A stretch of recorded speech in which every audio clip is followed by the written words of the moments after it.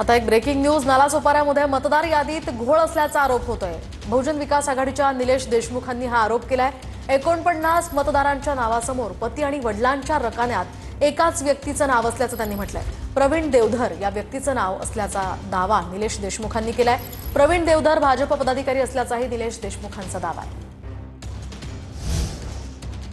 315 नावाची यादी आहे. याच्यात जवळपास 49 नावं हे एकाच व्यक्तीचे नावे. अमित सिंहांच्या वडिलांचं नाव आलं पाहिजे, तर अमित सिंहाच्या वडिलांच्या नावी ऐवजी प्रवीण प्रमोद देवधर हे नाव या ठिकाणी आलेलं आहे. अशा 49 ठिकाणी वडिलांच्या किंवा पतीच्या जागी या एकाच व्यक्तीचं नाव आलेलं आहे. आणि ज्यांच्या नावे नोंदणी केलेली आहे ते भाजपचे पदाधिकारी आहेत.